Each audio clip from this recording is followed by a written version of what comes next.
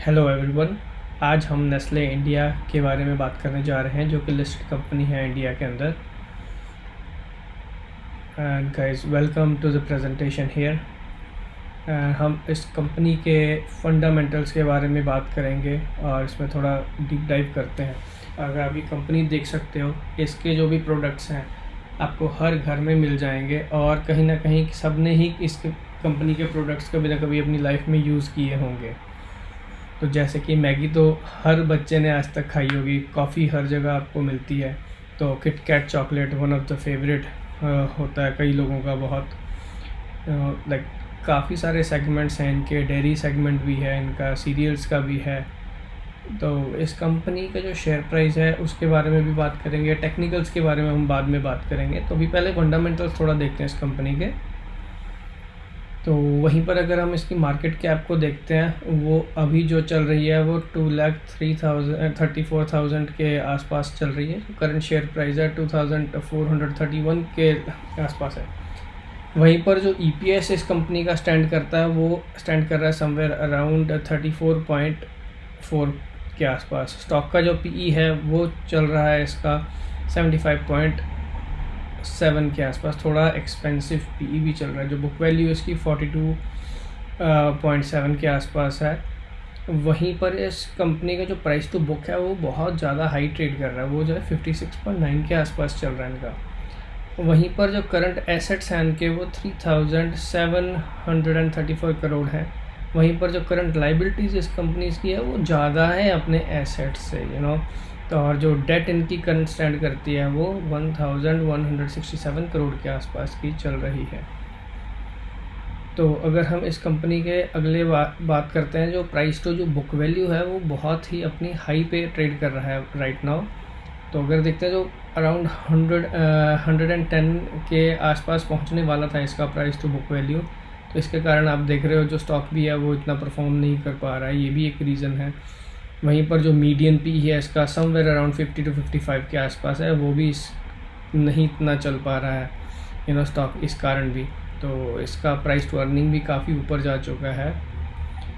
काफ़ी रीज़न्स होते हैं कि कंपनी का शेयर प्राइस कई बार नहीं मूव करता है, जो ये भी एक रीज़न है इनका। वहीं पर हम क्वार्टर ओवर क्वार्टर जो हम शेयर होल्डिंग पैटर्न के ऊपर नज़र डालते हैं, प्रमोटर्स ने इसके अंदर कोई चेंजेस नहीं किए हैं हमारे। तो 62.76 पे ही अभी भी स्टैंड करते हैं। वहीं FIIs हैं जो वो 11.65 से उन्होंने अपनी जो शेयर होल्डिंग है वो घटाकर 10.02 कर दी है।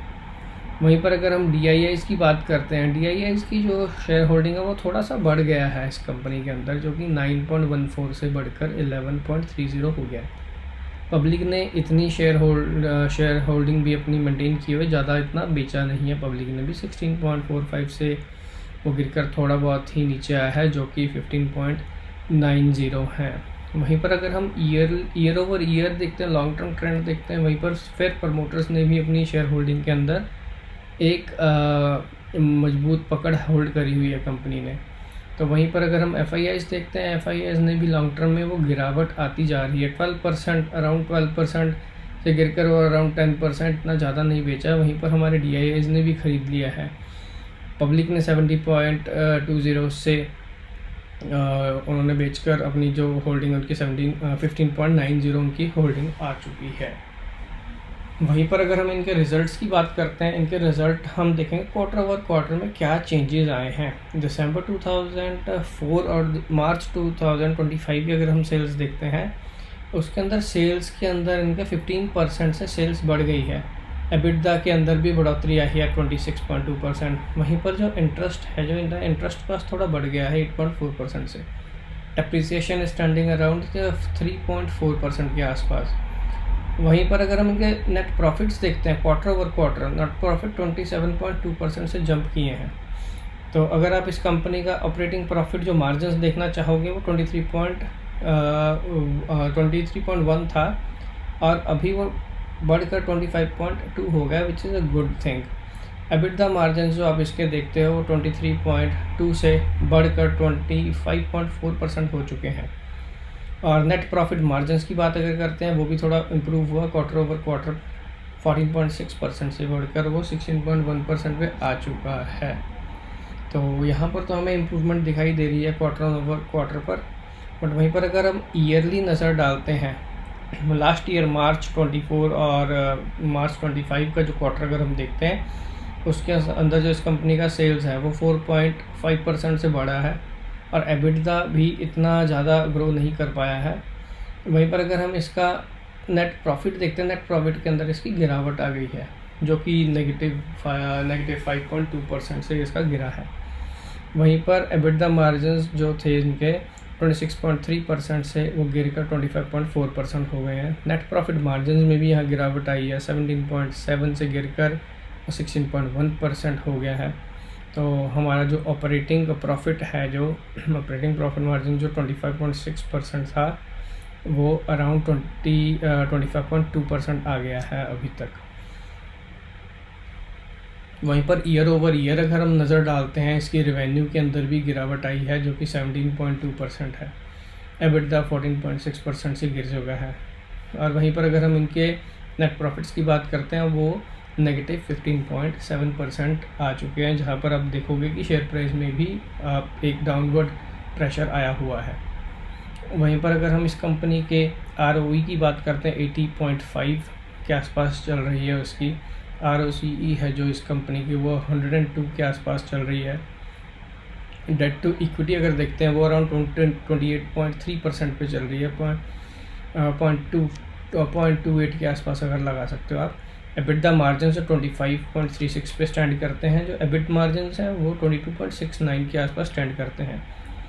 वहीं पर अगर आप इसके ग्रॉस मार्जिन देखते हो, 42.35 के लगभग चल रहा है इसका।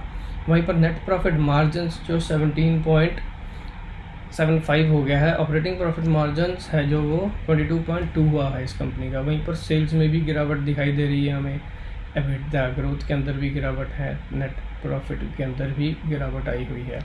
तो यहाँ पर ये शॉर्ट टर्म देखते हैं, तो अगर हम इसके फंडामेंटल्स जो इनकम स्टेटमेंट को अगर हम लंबे समय तक इसको एनालाइज करना चाहेंगे, तो इसको आप देख सकते हो कि दिसंबर 22 से इसकी जो कंपनी के अंदर सेल्स थी वो 4,257 करोड़ थी। वहीं पर जो प्रॉफिट थे इस कंपनी के 628 करोड़ के आए थे। तो वहीं पर अगर हम देखना चाहेंगे कि इस समय इस कंपनी के अंदर एक पैटर्न चल रहा है, जैसे कि हम जून क्वार्टर में इनकी सेल को ड्रॉप होते हुए देख सकते हैं, फिर दिसंबर क्वार्टर के अंदर भी सेल्स ड्रॉप हुई है, वहाँ पर फिर जून के अंदर सेल्स जो ड्रॉप हुई है, फिर यहाँ पर एक दिसंबर के अंदर भी सेल्स ड्रॉप हुई है इनकी, दिसंबर क्वार्टर के अंदर भी। तो अगर आप क्वार्टर ओवर क्वार्टर वही देखोगे तो 15.2% की बढ़ोतरी है। ईयर वाइज आप 4.5% पे सेल्स में ग्रोथ देखते हो, ईयर ओवर ईयर का क्वार्टर है जो। वहीं पर हमारा नेगेटिव यहाँ पर 5.2% इनका नेट प्रॉफिट चल रहा है। वहीं पर ऑपरेटिंग प्रॉफिट मार्जिन्स जो इनके 22.9% से अब थोड़ा बढ़कर 25.2% हुए हैं। तो आप देख सकते हो जी, इसकी रेंज है जो ऑपरेटिंग प्रॉफिट मार्जिन्स की, लगभग 2.9% से 2.5% के आसपास इनका चल रहा है। वहीं पर जो नेट प्रॉफिट मार्जिन्स भी हैं वो 14.8% से आप देख सकते हो 16.1% के आसपास चल रहा है अब, बट यहाँ पर जब भी आया था 19.3% पर। देन वहीं पर अगर हम ग्राफ के ऊपर अगर देखना चाहोगे तो रेवेन्यू है जो एक साइडवेज हो पड़ा है यहाँ पर।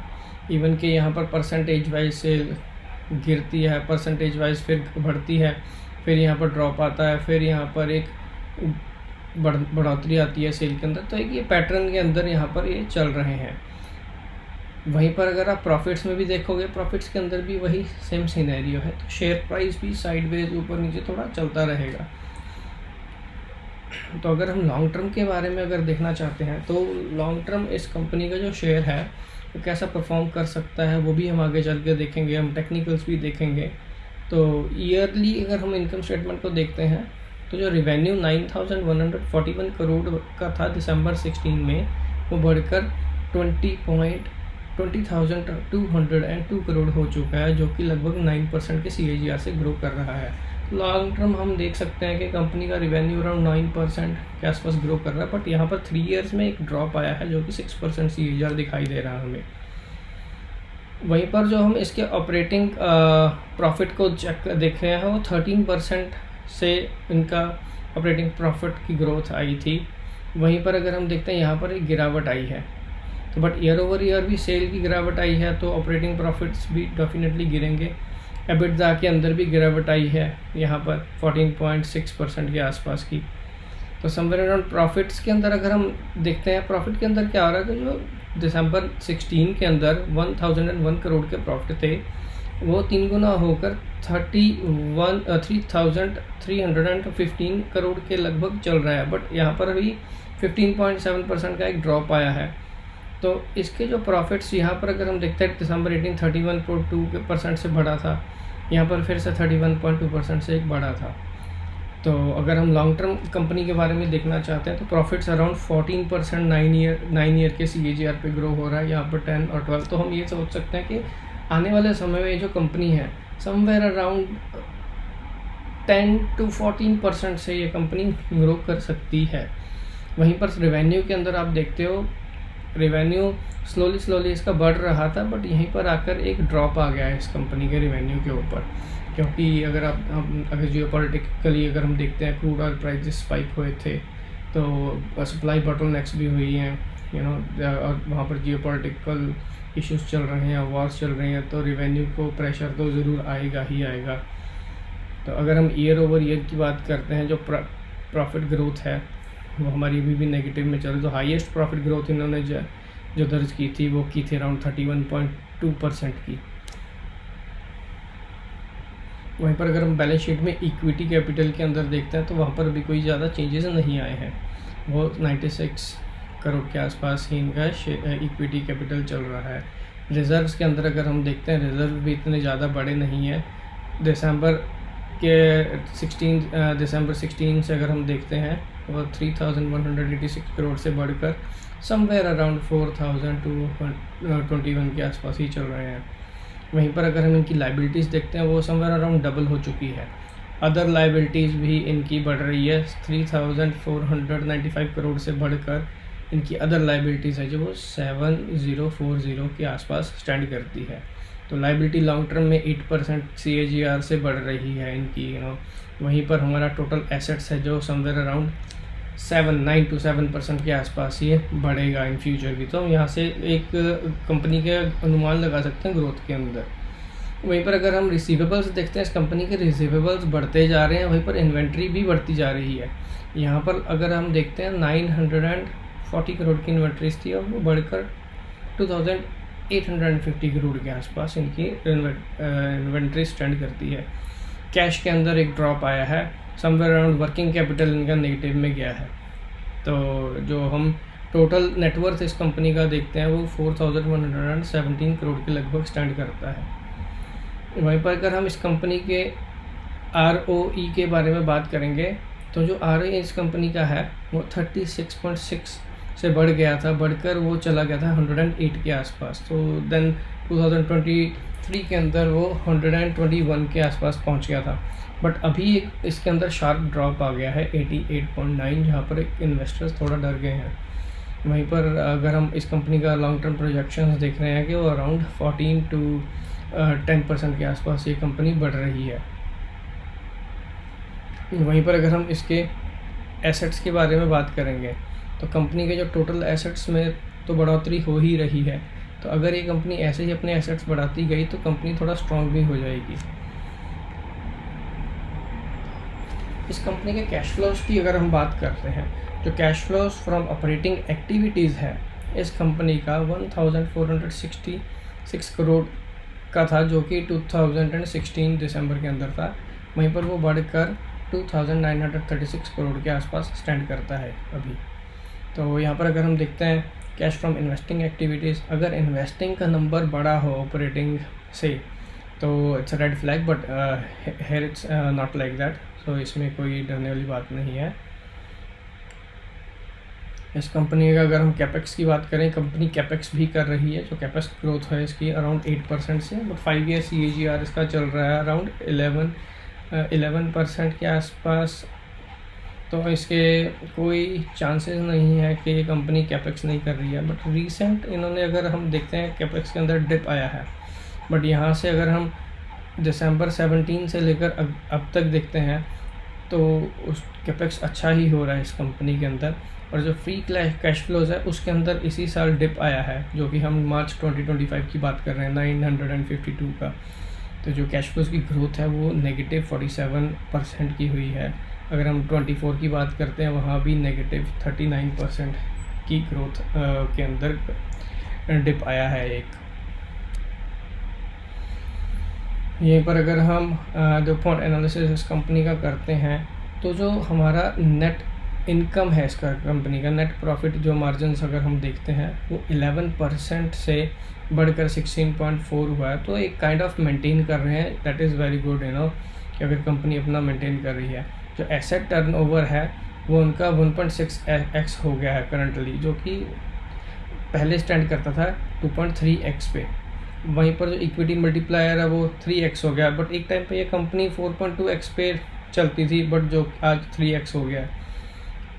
ROE के बारे में हम देख ही चुके हैं, जैसे कि ROE के अंदर भी एक ड्रॉप आ चुका है।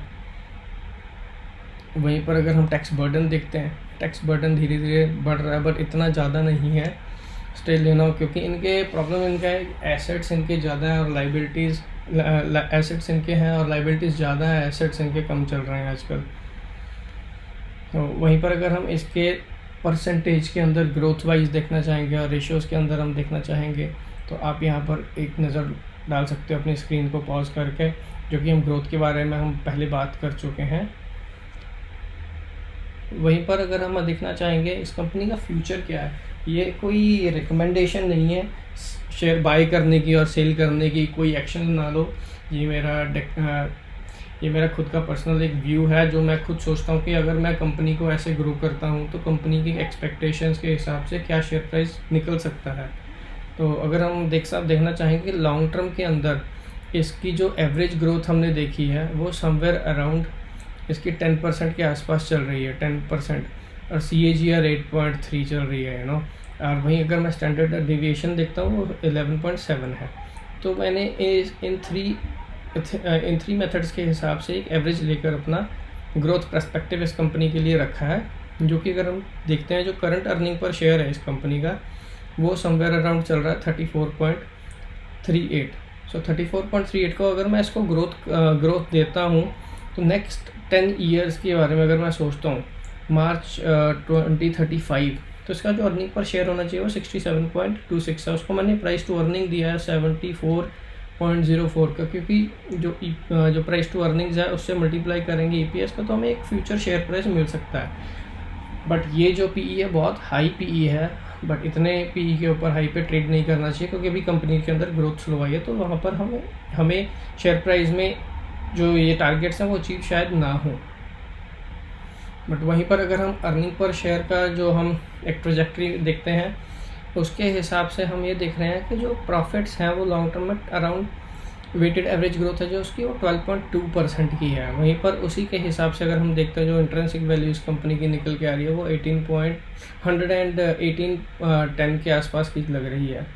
बट जो डिस्काउंटेड प्राइस है I will be buying somewhere 905 का अगर शेयर आता है। आई नो ये चीज़ इतना नहीं होगा, इतना ड्रॉप शायद ही हो, बट स्टिल जो वैल्यूएशंस है वो भगवान है, भाव भगवान है। वहीं पर अगर हम अर्निंग पर शेयर को ग्रो करते हैं 11.51% से, जो डिफरेंट सिनेरियोज लेकर हम चल रहे हैं कि शेयर प्राइस हमारा क्या होना चाहिए। तो प्राइस फॉर द डे अगर मैं देखता हूँ कि वो 29.17 है, बट हमें एक डिस्काउंटिंग फैक्टर भी लगाना होता है। तो EPS को हमने फ्यूचर में ग्रो करके उसको डिस्काउंट किया है, तो अराउंड 1458 के आसपास चलना चाहिए ये यहाँ पर। अगर हम टेक्निकल्स के बारे में इस कंपनी की बात करते हैं वहीं पर शेयर, तो वहाँ पर एक गिरावट हमें दिखाई दे रही है लॉन्ग टर्म के अंदर। तो इसका जो लॉन्ग टर्म का जो अगर मूविंग एवरेज अगर हम देखते हैं 200 डे का, तो इट्स समवेयर स्टैंडिंग अराउंड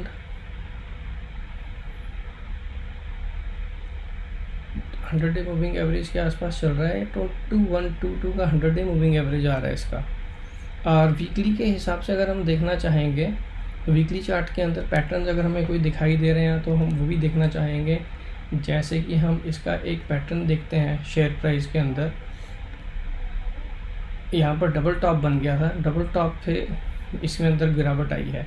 अभी 200 डे मूविंग एवरेज के ऊपर इसने एक स्ट्रॉन्ग सपोर्ट दिया, वहाँ से बाउंस बैक करने लग गया। तो ये एक पोल और एक फ्लैग पोल बन रहा है, तो हमारा अपवर्ड हमें एक शेयर प्राइस की मूवमेंट यहाँ कुछ देर में दिखाई देगी, कुछ ही दिनों में। तो ये था हमारा एनालिसिस इस कंपनी के बारे में। अगर आपके क्वेश्चन हो प्लीज़ नीचे कमेंट करना मत भूलेगा। Thank you.